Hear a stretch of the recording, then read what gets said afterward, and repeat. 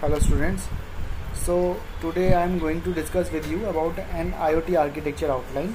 So here are two things which need to be discussed over here. That in unit 2, it is your unit 2, and I have almost completed all the unit in the unit 2. In my last lecture I have discussed about the main design principles and needed capabilities. Now today I am going to discuss about standard considerations and an IoT architecture outline, and I have already discussed about the IoT architecture outline. So today I am going to discuss about the standard considerations. Okay.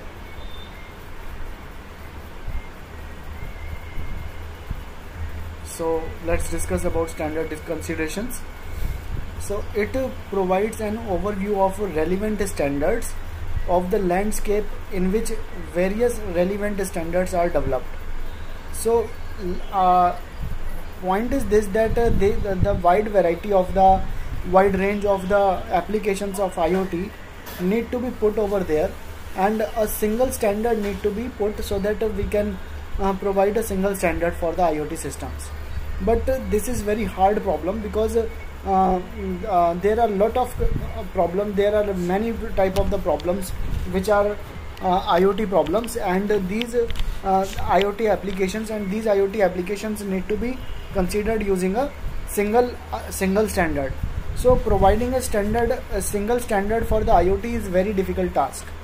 Okay, so that is why we need to discuss about the relevant standard for the landscape in which various relevant standards are developed.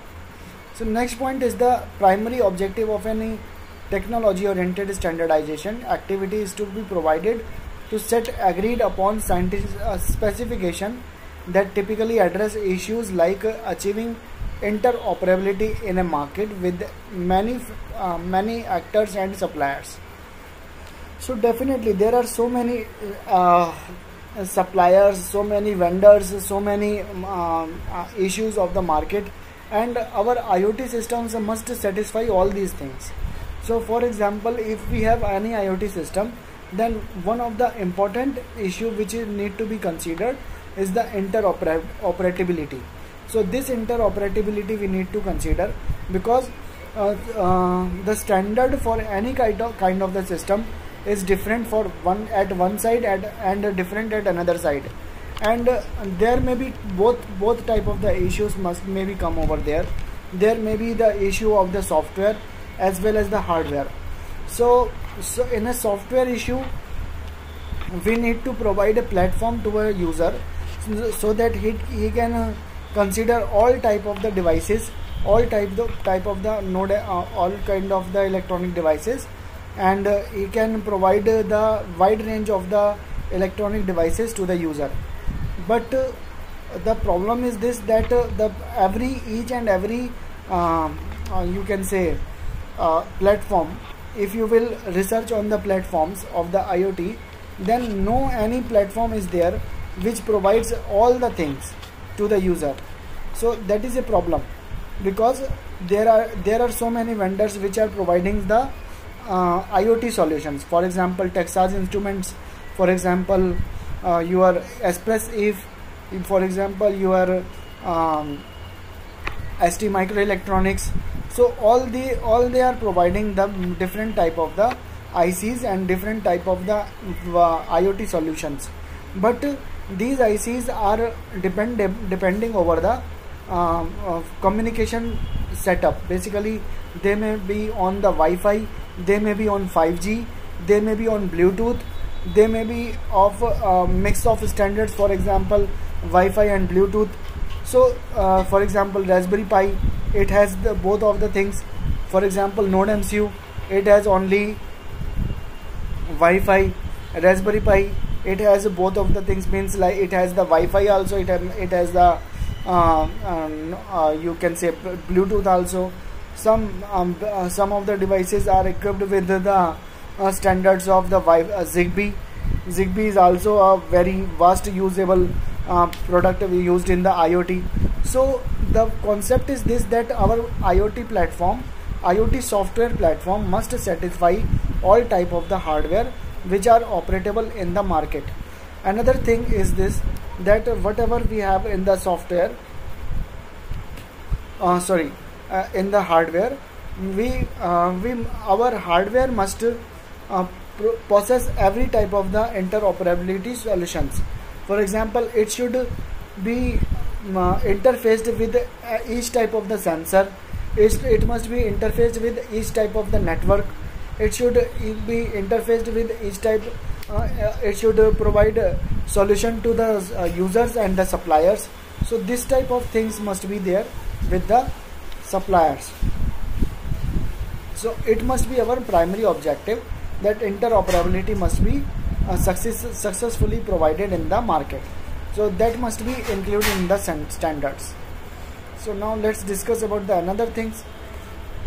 So our standard must provide an overview of relevant standards of the landscape in which, yes, it has been completed, sorry. So now you can see here there are two things. One is information and communication technology. So whatever the information and communication technologies are there, and applied machine to machine architecture.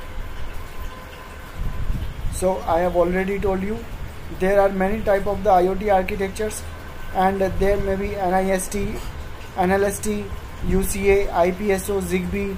And so these all are the standards used for the machine to machine architecture. And ZigBee basically many time used for the machine to machine architecture. You are also doing lab on this ZigBee modules, in which you are using sense nuts for your particular purpose. Next is ITS devices. So these all are the standards. These all are the standards used for the different type of the architectures.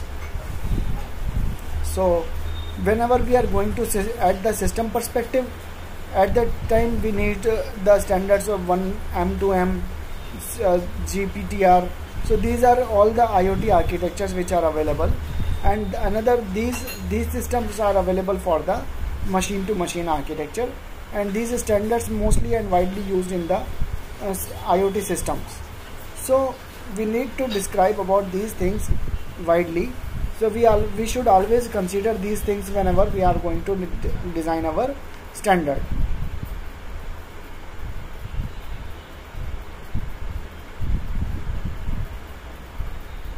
The first consideration is that standards are developed across a number of different industries. So